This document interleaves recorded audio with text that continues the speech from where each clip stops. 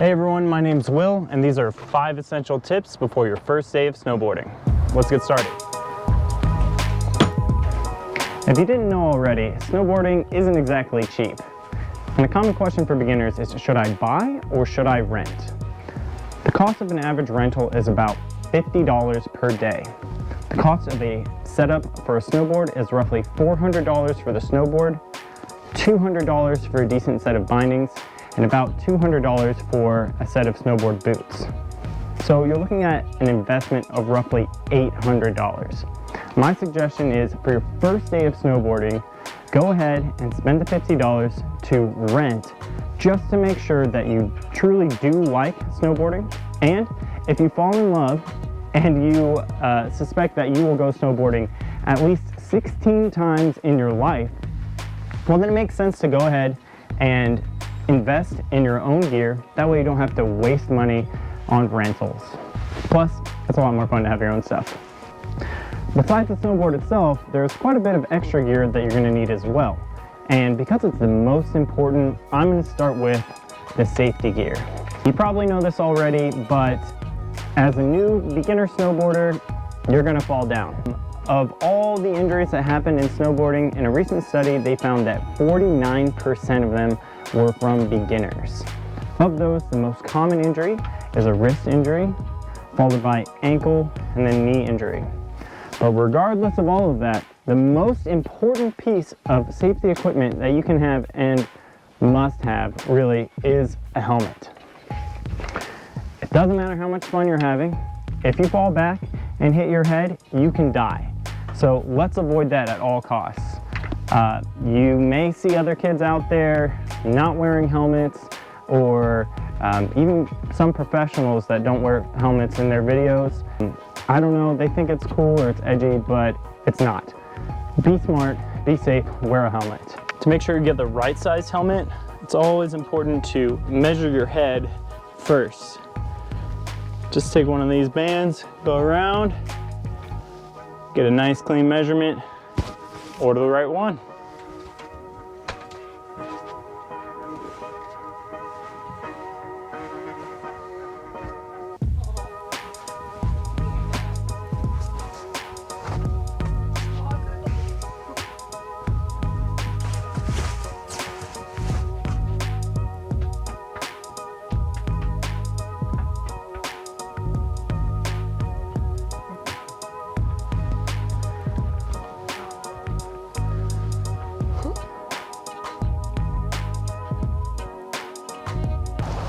So with snowboarding, we're always facing down the mountain, and we're going to be in a sideways stance. So you're either going to be left foot forward or right foot forward.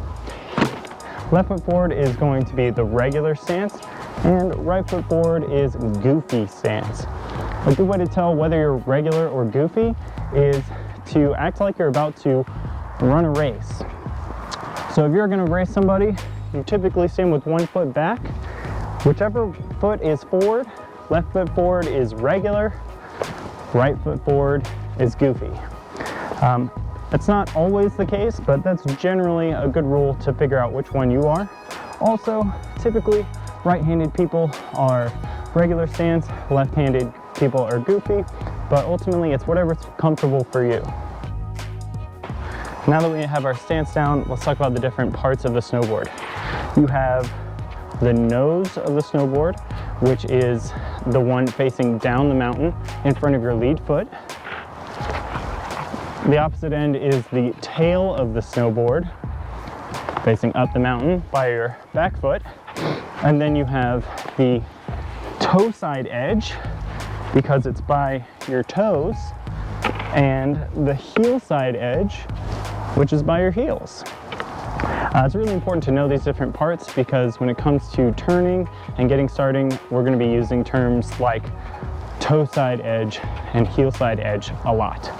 Other than that, you've got the top sheet and the base. The base can be either extruded or sintered.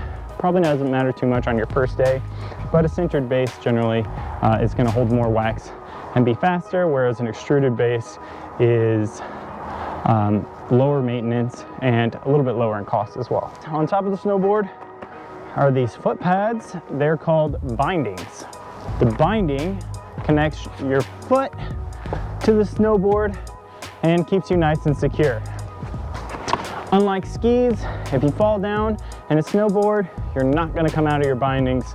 Your snowboard's not going to go flying away. On the binding, the back part of the binding here is called the high back, and it's used to help engage your heel side turns. This is the heel cup that keeps your foot in place. This is the ankle strap that straps it down to the boot, and the toe strap straps your toe in, keeps you in place. All right, and finally, the last thing you need to know before your first day of snowboarding is what to expect. And realistically, that means falling down. If you're already a surfer or a skateboarder, then you're used to being on a board, and a lot of those skills are going to translate to snowboarding. So you may be up and running in a few hours or less.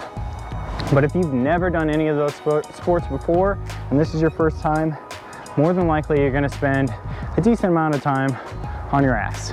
So that is why a helmet and the butt pads are so essential. I'm going to demonstrate what that looks like.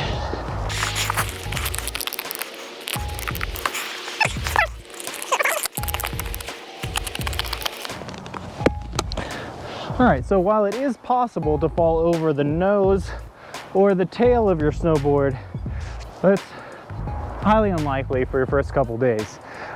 More than likely, what you're gonna do is be going down the mountain and try to stop or not know how to, and you're either gonna fall forward onto your knees,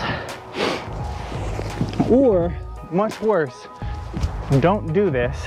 You're gonna fall forward, and your natural instinct is gonna be to catch yourself with your hands, like this.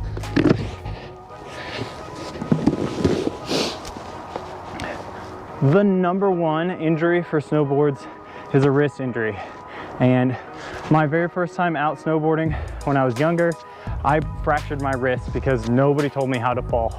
So if you are gonna fall forwards, it's good to catch yourself with your knees and your elbows or your forearms. So like this, and then try to distribute your weight or try to kind of roll through it. Now, if you're falling backwards, there's really only one thing to catch you, and that's either your butt or your hands. Again, don't stick your hands out because you're gonna break your wrists or fracture them or injure them in some way. You're gonna wanna fall backwards onto your butt and then distribute your weight so that it's not all in one spot. So, whoa. Then just get back up and you're good to go. Okay, so realistically, if it's your first time snowboarding, you're gonna do a lot of falling. Don't feel bad about that.